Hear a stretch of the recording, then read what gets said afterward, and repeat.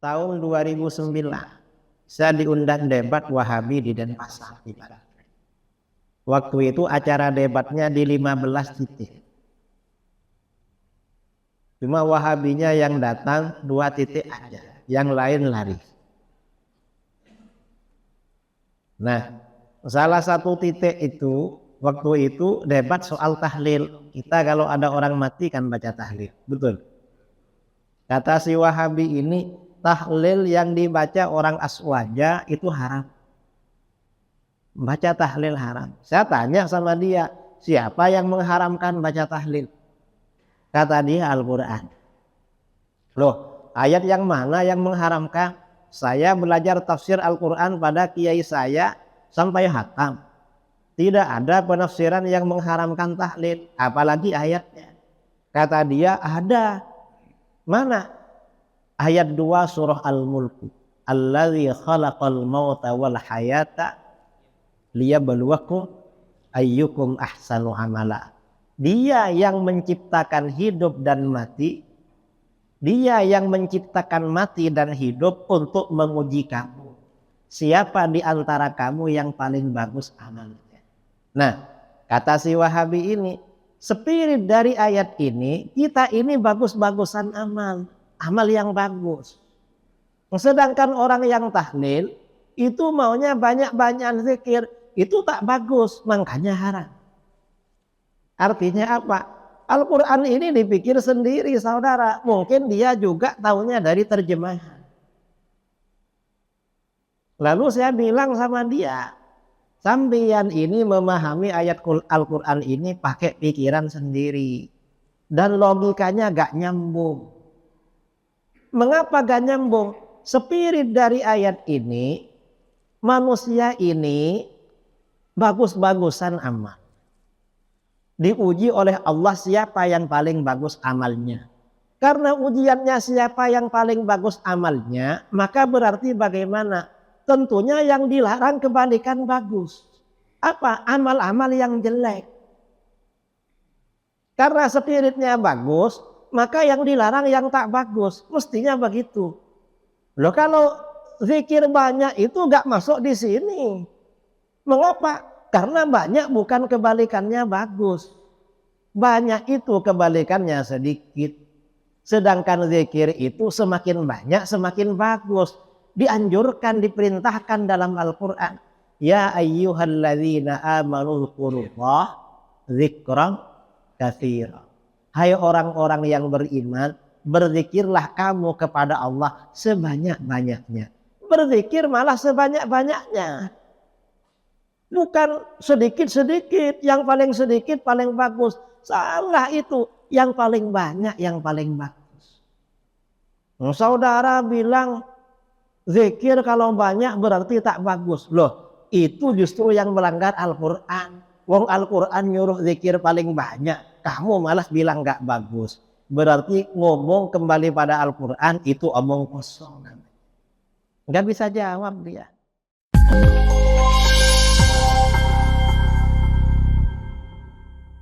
Qadrihi maqadarihi al-azim amma ba'du. Para buya, para ustaz, para alim, para tuan guru yang saya muliakan dan saya hormati, jajaran pengurus BKM Masjid Baitul Mu'tamar, saudara imam yang juga saya hormati, para tokoh masyarakat, para jamaah kaum muslimin dan muslimat yang berbahagia, yang saya banggakan dan saya cintai. Alhamdulillah, bersyukur kepada Allah Subhanahu wa Ta'ala. Insyaallah kalau tidak salah, saya bersilaturahmi di masjid ini kalau bukan keempat kali. Ya, keempat kali. Setiap tahun biasa saja ke sini. Nah, yang akan kita bicarakan pada kali ini adalah tantangan umat Islam Ahlus Sunnah wal Jamaah di Indonesia, bahkan di berbagai belahan dunia.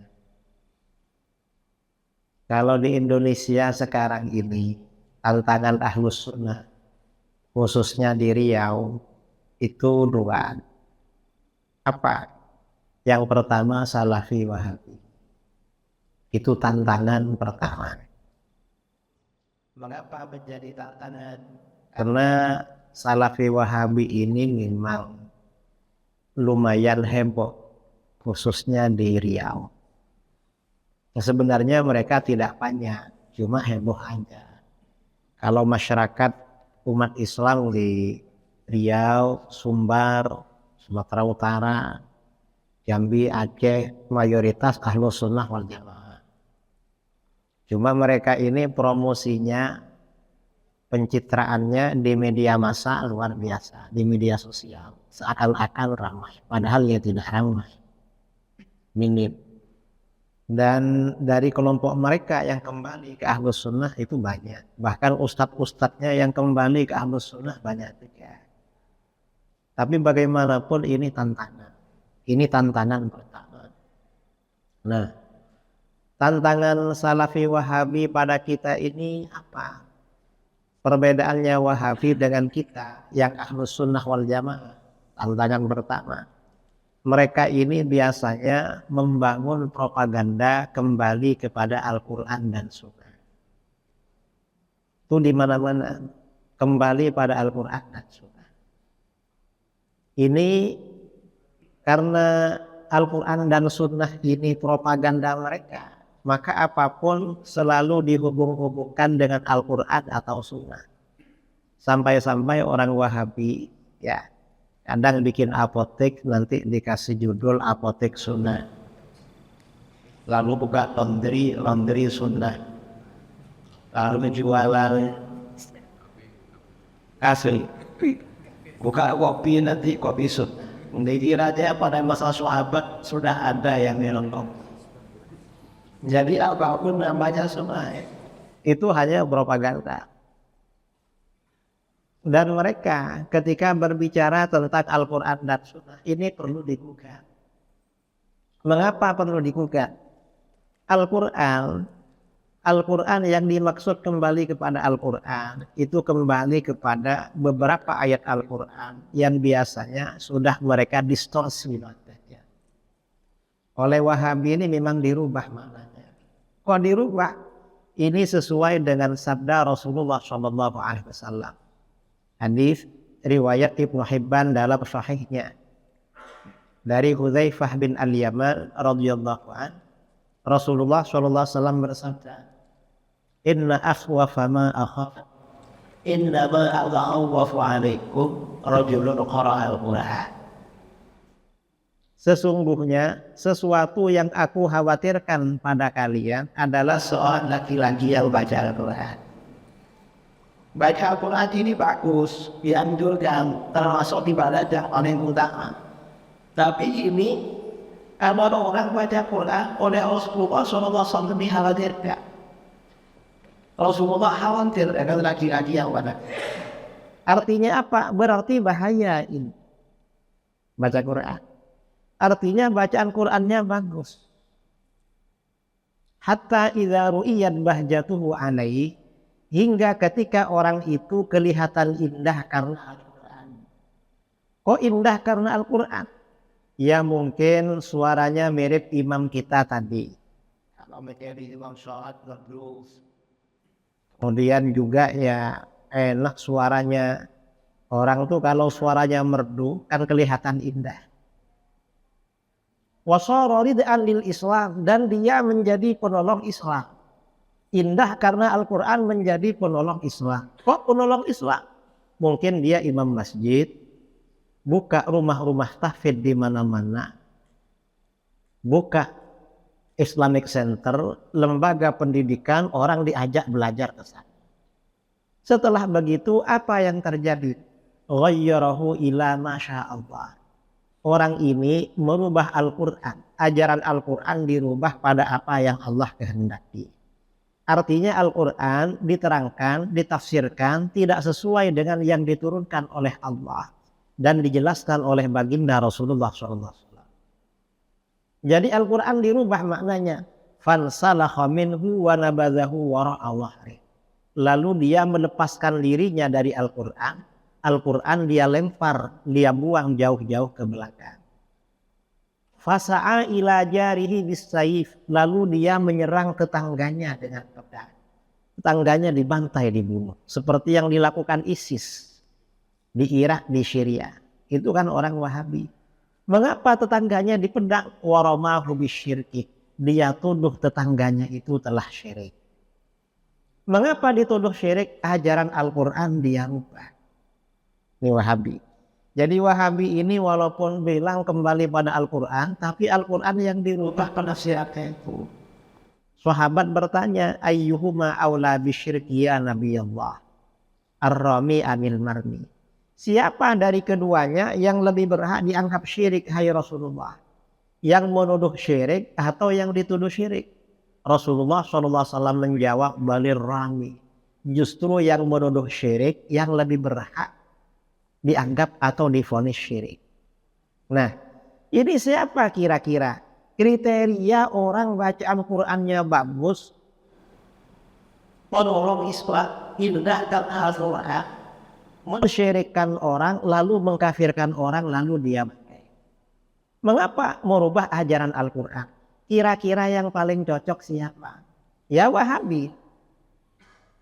Mengapa Wahabi paling cocok? Wahabi ini dalam hal-hal yang berbeda dengan kita, dalilnya pakai Al-Quran. Tapi Al-Quran itu yang sudah dirubah maknanya. Contohnya bagaimana? Mayoritas umat Islam dari dulu bertawassul, bertabarruk, beristighatsah. Karena ini ajaran dari baginda Rasulullah SAW. Tawassul, tabarruk, istighatsah. Datang Wahabi. Apa kata Wahabi? Tawassul karena istighatsah syirik kafir. Yang wanita kafir akbar harus di.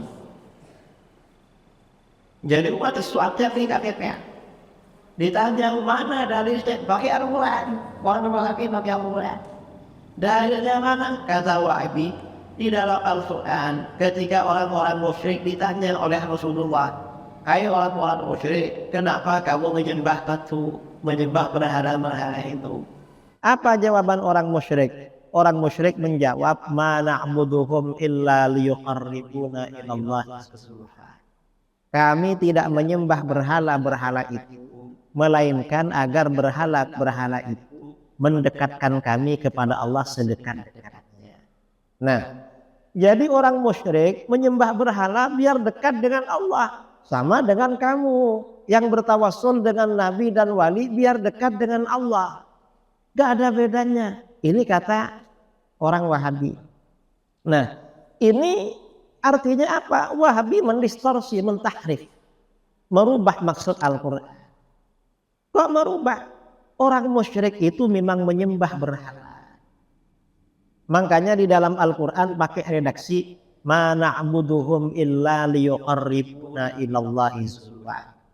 Kami tidak beribadah kepada berhala-berhala itu, melainkan agar berhala itu mendekatkan kami kepada Allah. Artinya orang musyrik memang beribadah pada berhala. Adapun orang yang bertawassul dengan nabi, bertabarruk, beristighatsah dengan nabi dan wali, itu bukan beribadah kepada mereka, ibadahnya kepada Allah. Para nabi dan para wali itu hanya dijadikan wasilah di dalam beribadah. Dan itu memang perintah Al-Quran. Di dalam Al-Quran, ya ayyuhalladzina amanu taqullaha wabtaghu ilaihil wasilah. Hai orang-orang yang beriman, takutlah kamu kepada Allah dan carilah wasilah, perantara menuju Allah. Yang termasuk wasilah menuju Allah ini bertawassul dengan orang soleh, dengan Nabi. Mengapa bertawassul? Al-Quran pula yang menerangkan. Rasulullah SAW sendiri juga yang mengajarkan kepada para sahabat. Nah, artinya apa? Wahabi ini ketika berbeda dengan umat Islam, mengkafirkan orang, merubah Al-Quran. Mereka merubah pada Al-Quran. Ini contoh ya, contoh. Ini contoh lagi ya. Wahabi membid'ahkan orang merubah Al-Quran. Tahun 2009, saya diundang debat Wahabi di Denpasar. Waktu itu acara debatnya di 15 titik. Cuma Wahabinya yang datang 2 titik aja, yang lain lari. Nah, salah satu titik itu waktu itu debat soal tahlil. Kita kalau ada orang mati kan baca tahlil, betul? Kata si Wahabi ini, tahlil yang dibaca orang aswaja itu haram. Baca tahlil haram. Saya tanya sama dia, siapa yang mengharamkan baca tahlil? Kata dia Al-Quran. Loh, ayat yang mana yang mengharamkan? Saya belajar tafsir Al-Quran pada kiai saya sampai hatam. Tidak ada penafsiran yang mengharamkan tahlil, apalagi ayatnya. Kata dia, ada. Mana? Ayat 2 surah Al-Mulk. Allazi khalaqal mauta wal hayata liyabluwakum ayyukum ahsanu amala. Dia yang menciptakan hidup dan mati. Dia yang menciptakan mati dan hidup untuk menguji kamu. Siapa di antara kamu yang paling bagus amalnya? Nah, kata si Wahabi ini, spirit dari ayat ini, kita ini bagus-bagusan amal. Amal yang bagus. Sedangkan orang yang tahlil, itu maunya banyak-banyak zikir. Itu tak bagus, makanya haram. Artinya apa? Al-Quran ini dipikir sendiri saudara. Mungkin dia juga tahunya dari terjemahan. Lalu saya bilang sama dia, sampeyan ini memahami ayat Al-Quran ini pakai pikiran sendiri. Dan logikanya gak nyambung. Mengapa gak nyambung? Spirit dari ayat ini, manusia ini bagus-bagusan amal. Diuji oleh Allah siapa yang paling bagus amalnya. Karena ujiannya siapa yang paling bagus amalnya, maka berarti bagaimana? Tentunya yang dilarang kebalikan bagus. Apa? Amal-amal yang jelek. Karena spiritnya bagus, maka yang dilarang yang tak bagus. Mestinya begitu. Loh, kalau zikir banyak itu gak masuk di sini. Mengapa? Karena banyak bukan kebalikannya bagus.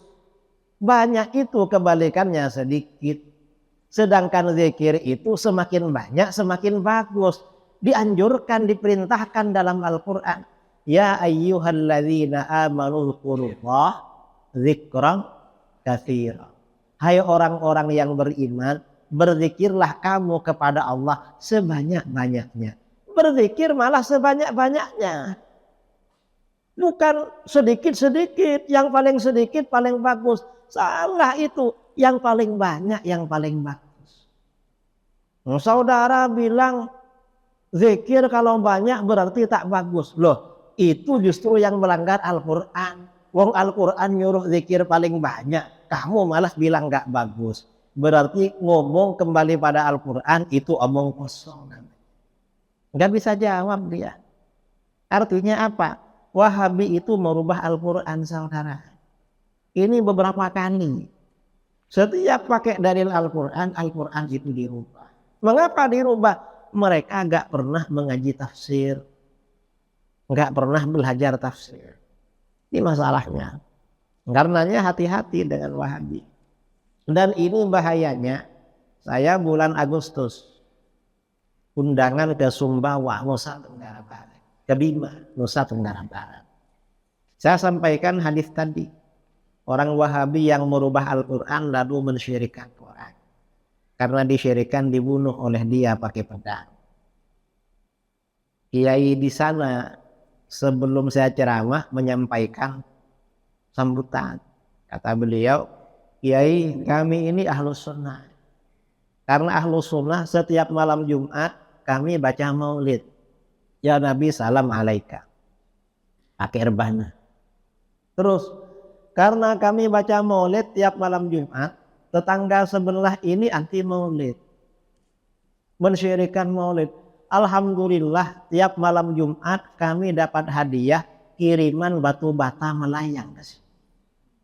Dilempar batu bata saudara. Orang baca maulid, baca sholawat. Pas saya ceramah menyampaikan hadis itu, saya bilang, beruntung tetangga saudara cuma punya batu bata. Coba mereka punya bom, kira-kira dikirim apa enggak ke sini? Kan sudah habis saudara gak undang saya ceramah di sini. Mengapa? Karakter mereka memang seperti itu. Ini yang namanya kembali kepada Al-Quran. Kembali kepada sunnah, tidak jauh dari situ juga Wahabi. Yang dimaksud kembali kepada sunnah. Hanya sebagian sunnah saja yang cocok pada mereka. Yang gak cocok gak dipakai itu. Dan mereka memahami sunnah itu tidak seperti pemahaman para ulama. Itu memahami sunnah. Biasanya hadis yang sering mereka bawa-bawa hadis riwayat Imam Muslim yang berbunyi kullu bid'atin dhalalah. Semua bid'ah adalah sesat. Ini mereka. Apa saja dalilnya itu? Kullu bid'atin dhalalah. Saya dialog dengan mereka di balik papan. Ada videonya di YouTube. Saya jelaskan bid'ah hasanah ini hadisnya lebih dari 300. Yang Wahabi ini hadisnya cuma satu, kullu bid'atin dhalalah. Setelah saya menerangkan dalil bid'ah hasanah, saya tanya sama dia, sampeyan ikut siapa mazhabnya? Kata si Wahabi ini, kita ini ikut mazhab ahli hadis. Saya bilang, katanya ikut mazhab ahli hadis. Kenapa hadisnya cuma satu dari tadi? Kullu bid'atin dhalalah. Wong hadis itu jumlahnya ratusan ribu. Oh cuma satu. Oh berarti kamu bukan pengikut ahli hadis. Pengikut siapa Gus? Kamu pengikut ahli hadas. Dan itu hadas akbar. Lalu kata dia, jangan ngejek gitu Gus. Ya kalau kamu kan gak ngejek tapi langsung mengkafirkan, mensyirikkan. Lebih parah lagi. Artinya apa? Ya gitu, hadisnya cuma satu. Tapi bilangnya kembali pada Quran dan Sunnah. Kalau kita ini ya Ahlus Sunnah wal Jamaah. Karenanya hadis memang dikaji di pondok-pondok. Di pondok-pondok, saya dulu di pondok sama kiai diajarkan Sahih Bukhari. Kemudian Sunan Abi Dawud, Al-Jami' As-Shaghir. Itu hadis per hadis dibacakan. Mereka ya cuma kullu bid'atin dhalalah saja hadis. Gak ada lagi. Kita di Pekanbaru ini ya, ini ada kelompok kajian Sunanul Mustafa setiap malam Jumat yang dibaca Sahih Bukhari. Sekarang sudah hadis dapat 700-an hadis. Hadis keberapa? Sahih Bukhari. Kemudian Al-Musnad yang dibaca Muwatta Imam Malik. Jadi memang benar-benar ini propaganda kembali kepada Al-Quran dan Sunnah yang dibawa oleh Wahabi. Dan ini juga perlu digugat kembali pada Quran dan Sunnah. Apalagi yang digugat? Mengapa cuma Al-Quran dan Sunnah? Karena menurut ulama salaf, dalil yang disepakati sejak masa salaf ada 4. Apa saja? Al-Quran, Sunnah, Ijma', Qiyas. Kalau mereka bilang Al-Quran dan Sunnah, gugatan pertama ijma'nya mana? Mengapa digugat? Dulu yang anti ijma' aliran sesat. Kalau kamu anti ijma' berarti gabung sama yang sesat-sesat. Kalau kamu dari aliran sesat anti ijma', kau anti ijma', gak mau salah ijma'. Itu yang gugatan yang ketiga. Yang keempat, kiasnya mana? Kok gak mau sama kias? Mengapa? Pada masa salaf yang pertama kali menolak kias itu aliran sesat. Yaitu kelompok An-Nazamiyah dari Mu'tazilah yang dipimpin oleh tokoh Mu'tazilah bernama Ibrahim bin Sayyar An-Nazam. Dia terkenal orang fasik, pelaku maksiat. Dia yang pertama kali menolak kias. Kalau saudara menolak kias, berarti gabung sama dia. Ini Wahabi. Jadi bahaya saudara kembali pada Quran dan Sunnah. Mengapa? Itu korupsi dalil namanya. Kalau misalnya ada pejabat, anggaran pembangunan 4 miliar, lalu yang dipakai 2 miliar. Kira-kira pejabat ini jahat apa gak jahat? Jahat kan? Jahat. Kalau ada orang, padahal ulama salaf bilang dalil ada 4, lalu dia bilang ada 2. Jahat apa gak jahat itu? Berarti salafi wahabi jahat. Orang korupsi dana bangunan dengan orang korupsi dalil agama, lebih jahat siapa? Lebih jahat korupsi dalil agama. Karena kalau cuma bangunan ya gak apa-apa, dibangun gak dibangun, aspal cepat rusak gak masalah. Tapi kalau orang salah, sesat beragama, kan fatal, bisa masuk neraka ini. Kalau korupsi bangunan dia aja yang nanggung. Tapi kalau korupsi ajaran agama, pengikutnya juga bahaya saudara. Ini Wahabi. Karenanya mereka gak mau kias, sedikit-sedikit bid'ah. Gak bisa seperti itu, sedikit-sedikit bid'ah, gak bisa. Dalil agama ini luas. Yang disepakati ada 4, yang gak disepakati ada sekitar 20. Dalam ilmu usul fikih, dalil sejak masa salaf itu sekitar 24 atau 25. Cuma yang disepakati ada 4. Ini kok 2 aja. Ini Wahabi. Cuma sekarang Wahabi ini agak susah. Mengapa susah? Karena bosnya Saudi Arabia sudah mulai melepaskan Wahabi. Sudah melepaskan Wahabi. Jadi Wahabi sini bingung juga, gak punya pegangan di Timur Tengah. Kalau kita kan pegangannya ulama Azhar, ulama Mekah, ulama Madinah, ulama Syam, ulama Irak, ulama Yaman, yang ahlus sunnah dari dulu. Banyak kita pegangan, mereka bingung gak punya pegangan. Ini Wahabi. Karena sekarang ya memang sudah terjadi perubahan politik secara global. Dulu Saudi Arabia ini ditugaskan oleh Barat, Eropa dan Amerika menjadi penyebar ajaran Wahabi. Iran diberi tugas menyebarkan Syiah. Mengapa? Untuk bikin kekacauan, memecah belah di antara umat Islam. Sekarang ini Amerika sudah bukan negara superpower lagi, lemah, baik ekonomi maupun militer. Dan ini juga terjadi perubahan politik. Selama sekian puluh tahun lamanya senjata-senjata negara-negara barat diledakkan di negara-negara Islam. Afghanistan, Syria, Irak, Palestina, Bosnia, Libya, Yaman, itu senjata negara-negara barat. Sekarang ini senjata mereka diledakkan di negara mereka sendiri. Di mana? Di Ukraina dan Rusia. Kita berdoa kepada Allah, mudah-mudahan perang Ukraina lama. Kita ikhlas perang mereka berlama-lama, biar senjatanya habis untuk mereka saja. Karena kalau mereka berhenti nanti khawatir dikirim ke sini pula. Gak ada kajian malam kalau dibom kita ini. Biar mereka aja yang merasakan. Selama ini kan umat Islam yang dibom. Sekarang ini mereka saling ngebom sesama orang-orang kafir. Alhamdulillah. Mudah-mudahan bertahanlah. Ini harapan. Nah, ini tantangan pertama ya Wahabi. Tantangan kedua, Saudi ini walaupun lepas dari Wahabi tapi bahaya juga. Mengapa bahaya? Karena berubah menjadi sekuler. Menjadi liberal. Apa sekuler? Memisahkan agama dengan negara. Dulu kalau kita haji atau umroh ya, kalau sudah waktunya sholat, toko-toko semuanya ditutup.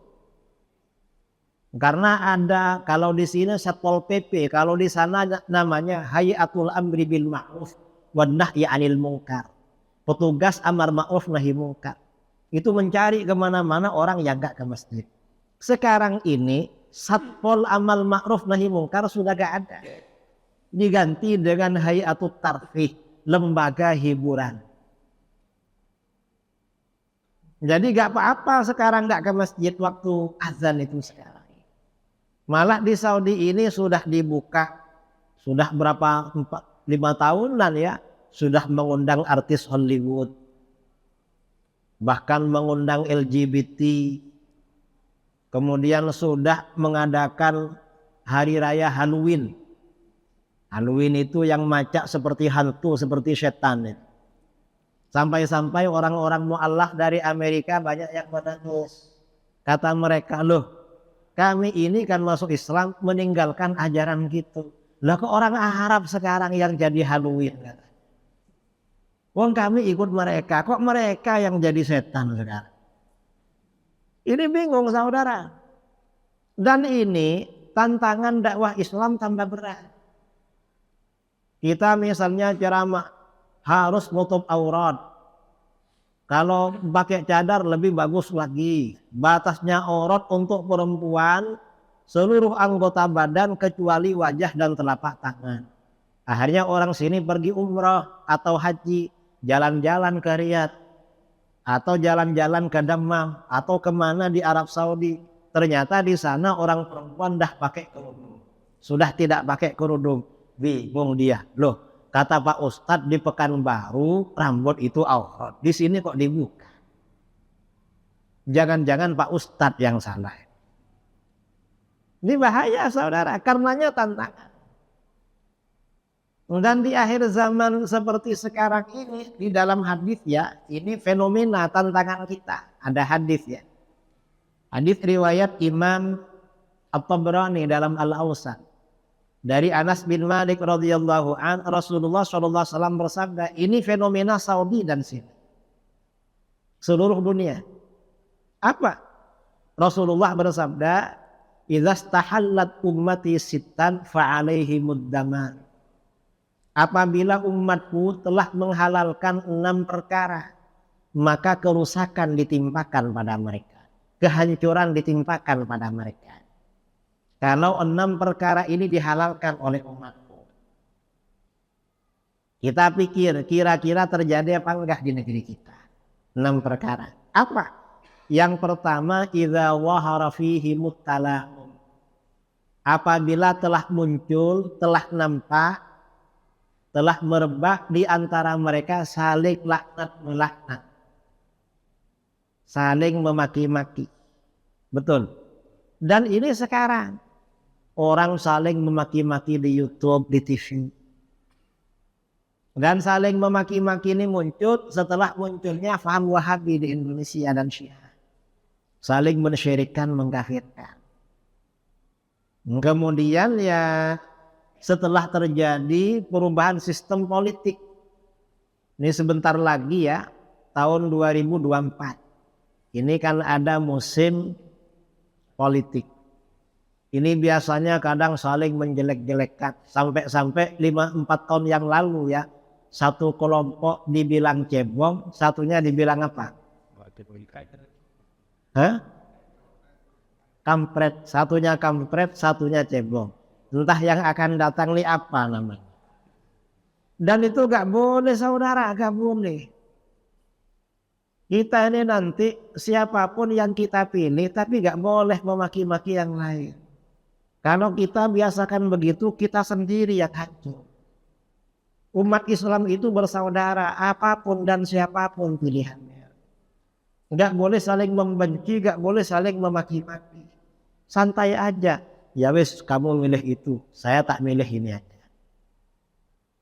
Kalau memang mau milih.